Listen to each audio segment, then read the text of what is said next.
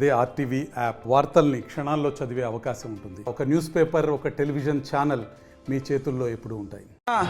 ధర్మవరాన్ని గత 4.5 సంవత్సరాల కాలాల నుండి రౌడీయిజం నుండి, దౌర్జన్యం నుండి, ఇక్కడ జరిగేటువంటి అరాచకాల నుండి, భూ కబ్జాల నుండి కాపాడుతున్నటువంటి ఏకైక నాయకుడు వరదాపురం సూరి గారు. ఇవాళ భారతీయ జనతా పార్టీ ధర్మవరంలో ఇవాళ భారతీయ జనతా పార్టీ జెండా కనపడతా ఉంది అంటే అది కేవలం గోనుగుంట్ల సూర్యనారాయణ గారి గొప్పతనంగా భావిస్తూ ఉన్నాం. ఇవాళ కొన్ని మీడియాల్లో వస్తున్నటువంటి కథనాల ఆధారంగా ఇక్కడ ఉన్నటువంటి అనేక మంది గోనుగుంట్ల సూర్యనారాయణ గారి అభిమానులు కావచ్చు, భారతీయ జనతా పార్టీ కార్యకర్తలు కావచ్చు, స్థానికుడు కావాలి, స్థానికేతరుడు వద్దు అనేటువంటి నినాదంతో ముందుకు వెళ్తా ఉన్నాం. ఎందుకంటే స్థానికుడైనటువంటి గోనుగుంట్ల సూర్యనారాయణ గారు అంటే ఇక్కడ ఉన్నటువంటి అనేక మంది స్థానికంగా ఉండేటువంటి ప్రజలకు పూర్తి స్థాయిలో స్థుపరిస్థితులు అని చెప్తా ఉన్నాం. అదేవిధంగా 2014 నుంచి 19 సంవత్సరం దాకా ఆయన ఇక్కడ ఉన్నటువంటి ప్రజలను కంటికి రెప్పలా కాపాడుకున్నటువంటి రోజులు చూస్తాం.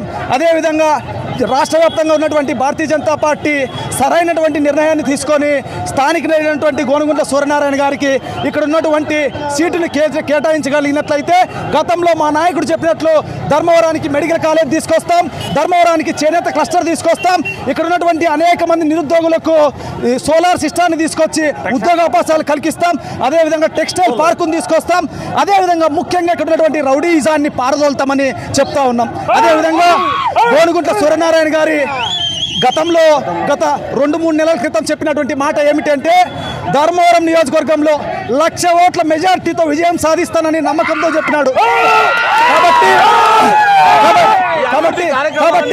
కాబట్టి ఆ నినాదం జనాల్లోకి పోయింది.